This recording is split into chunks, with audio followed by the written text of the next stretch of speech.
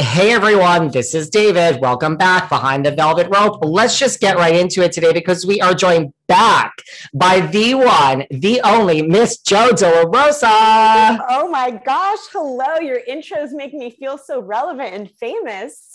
Listen, the first time you come, we have to get some things out of the way. The second time people come, I'm like, we could just kind of have fun now, you know? Yeah.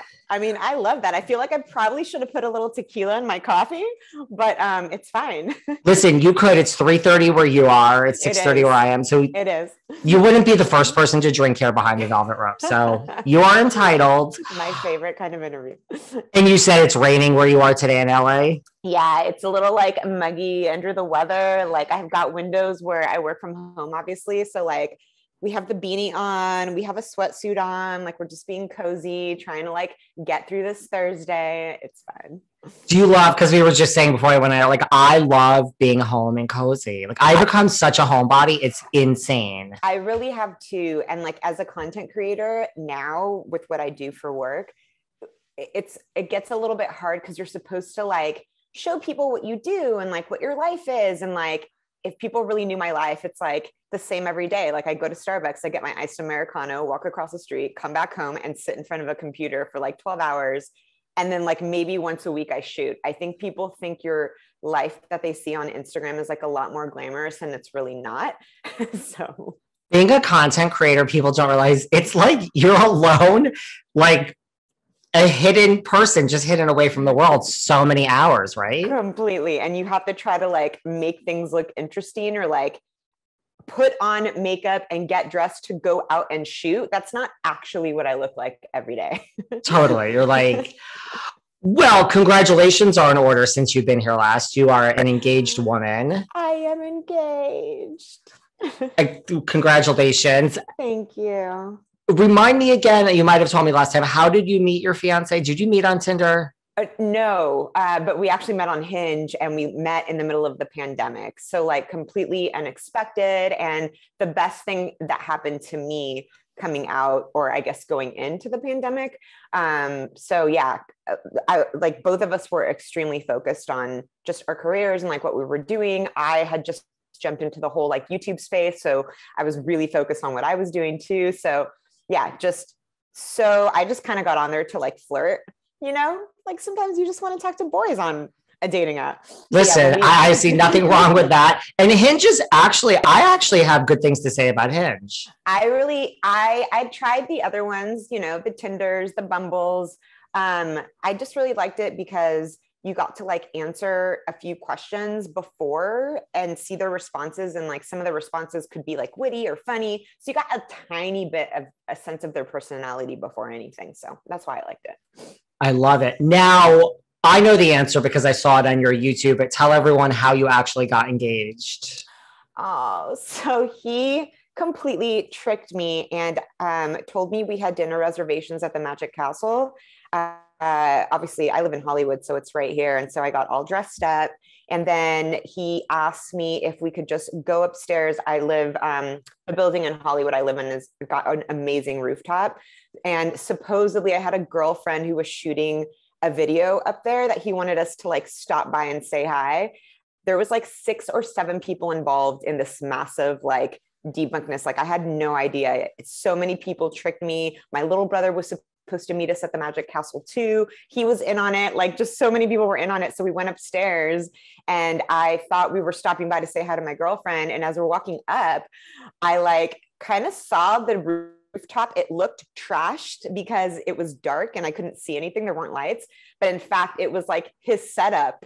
And so as we're walking up, I was like, babe, I don't think they're shooting anymore. Like, it looks like they're done. There's like stuff all over the floor. And as my eyes kind of adjusted to the dark, because this was the evening, he like opens up the door to the rooftop and my eyes adjust. And all of a sudden I like realize there's like rose petals on the floor, beautiful little white light, like all over us. I see his guitar on the floor. And I was like, oh my gosh, like this is, and then I realized it's like for me.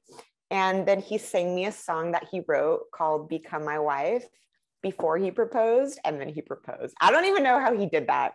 I was like shaking just looking at him performing, but it was seriously the most epic, Hollywood like thing I could have ever dreamed of or imagined. And it was also the most romantic thing I have ever experienced in my entire life. So it's like once someone writes you a song, I mean, come on, people. I mean, I know he's a singer and a songwriter. That's what he does, but still, it's kind of over at that point, right?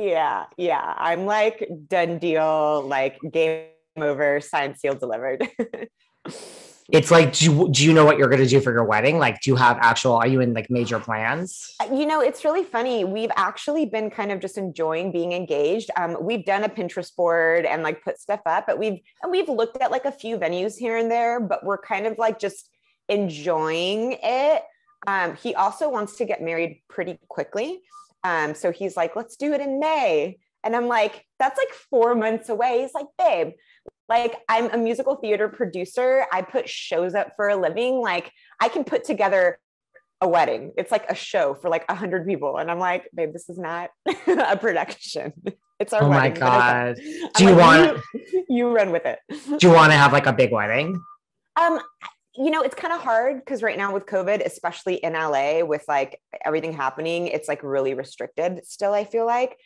In my perfect world, I would love to have, a big wedding, with all of our friends and family and, but I feel like it's going to be, I also like smaller, more intimate too. So, yeah. Are there any housewives that are going to be invited to your wedding? It's so funny. I was actually trying to think of like, if there was like the crew that I would want to invite, and yeah, I would love to, but again, I think it's going to really determine on like where we get married, how many people we can invite. Cause a lot of the places it's like, you can only bring like 40 to 50 people is like the restrictions. That's like our friends and immediate family and nobody else. So yeah, I'm hoping I can invite like the girls, that would be so fun. Who would you invite? Like if you had like an extended, like a mini extended list. Yeah. I mean, I would love Gina, of course. Mama Gina would be there. Alexis Bellino, Lori, Ashley Zarlin, Cara, I would like literally invite everybody. I'd even send an invitation to Vicky. I mean, I still love everybody. So it would just be great to see everyone again. That would be epic. And then you would have to film that somehow. YouTube, yes. Did you, you filmed your engagement, maybe, you did Date My Ex. Maybe one day there'll be like a wedding special. Yes. Something like that. It's actually funny because the engagement proposal that was filmed for my YouTube channel. So that was actually my fiance, Taryn, that filmed that. And I didn't know he was filming. So he did like all the behind the scenes, like leading up to a week before or starting a week prior to the actual proposal. And it was kind of like a surprise gift for me because he knew obviously I was doing YouTube at the time and he was so cute. He's like, what kind of a fiance would I be if I hadn't actually filmed this for your channel? And I was like, this is how I really know you're the one. I mean, I already knew, but it's just like, he's just so freaking thoughtful. I feel pretty dang lucky.